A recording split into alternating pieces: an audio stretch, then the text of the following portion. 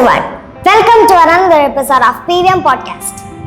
From a student at BVM to an international researcher, Dr. Anilkumar PB represents dedication and perseverance. He completed his PhD at National Chemical Laboratory, Pune with Professor Dr. Syam. He is now a research associate at the University of Toronto, working with Professor Dr. Douglas Stephen, pioneer of frustrated Lewis pair, FLP chemistry. His work focuses on synthesizing novel inorganic molecules for activating industrially important molecules to advancing sustainable chemistry. His inspiring journey reminding students that hard work and passion can lead to global opportunities. A warm welcome to our channel. Thank you. How easy it is to become a scientist or a science expert? Yeah, success always comes with passion and dedication. If you truly care about your dream and you have the dedication to achieve it, the journey doesn't feel that difficult. If you want to become a scientist or a researcher, which is not a Herculean task, if you have a scientific mindset and the curiosity to ask questions about anything happening around you, you can definitely achieve it. What do you enjoy the most about working in a big laboratory? When I was a kid in my school, our teachers used to show us small scientific experiments to spark some curiosity in students. Yes. For example, we used to differentiate between acids and bases using the litmus paper test. But when we grew older, so we used to do more scientific experiments in our colleges and schools in more big laboratories. But when we move to international laboratories or big scale laboratories in our country, we have access to more sophisticated techniques and hi-fi experimental and analytical ways. In that case, you can easily achieve your dream in a more fruitful way. Okay. What was your favorite subject in school days?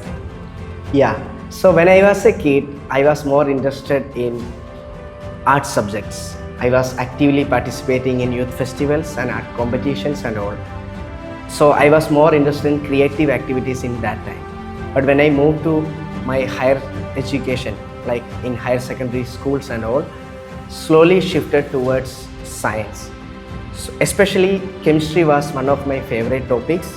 So I must admit that some of my teachers have really influenced me. They have sparked inside me some inspiration to take chemistry as a subject. That's why I chose chemistry as a major subject in my bachelor's. Should I go abroad for higher studies? That's a good question. So it's all about your dedication and the fire inside you. We have a lot of examples inside our country. Let's say Dr. APJ Abdul Kalam, C.V. Raman. These people have completed their education entirely inside India. Still, they achieved global recognition. Yes. Even C.V. Raman went on to receive Nobel Prize. And we have another example of Shakuntala Devi, who didn't even get formal education.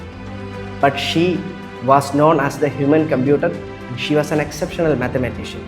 So, it doesn't need always to go abroad for higher studies. Yes.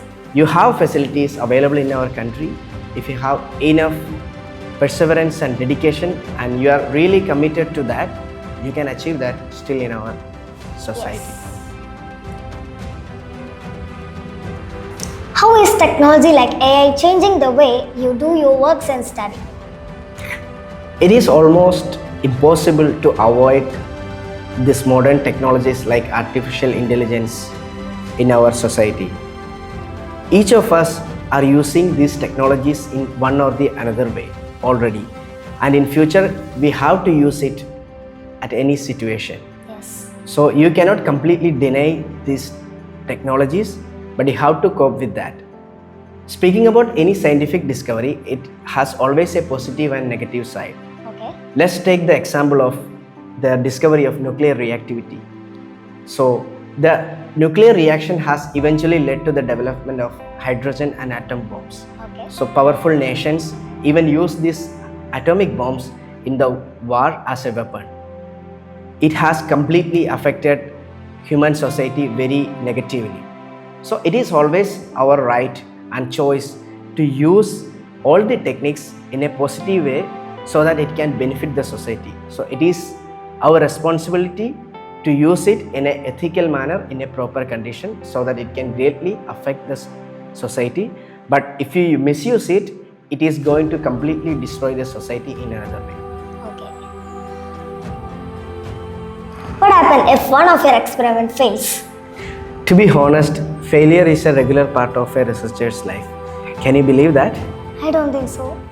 Yeah. So majority of our experiment goes to failure, which can make you disappointed sometimes, but you should not be discouraged or defeated if you see a failed experiment.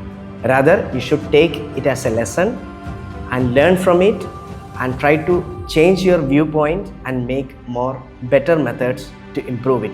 That's the best way to improve your research skills and be a better researcher. Okay.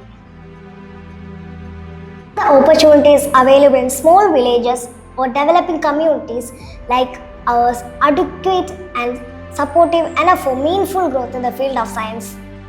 Yeah, it is true that most of our institutes lack proper facilities and techniques. But still there are few institutes in our country which can offer you better facilities. But most of the researchers in our country work with less resources. But it has a positive side also. If your facilities are not available in a proper manner, you will try to work more hard, try to put more effort and time to overcome those challenges. So in a positive way, with less facilities, you become more creative and resourceful, and it can achieve in a positive way in your research. So when I was moving to Canada for my research job, so there the facilities are easily available for all students.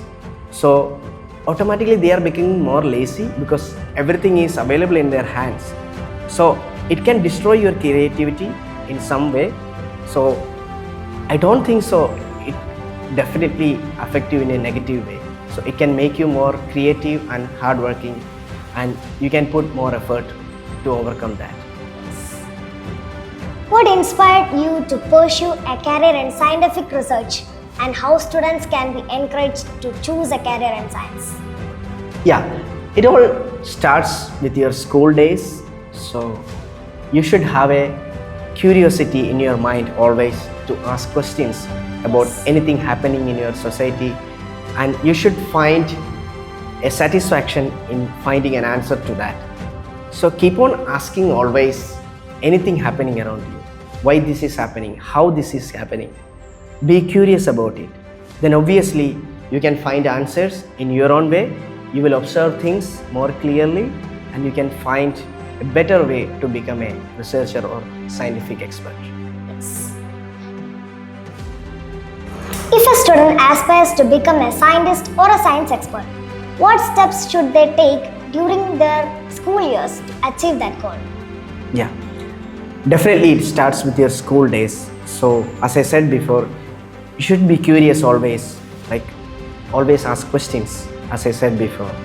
And the main thing and the important thing is that you should not learn just your syllabus for writing exams.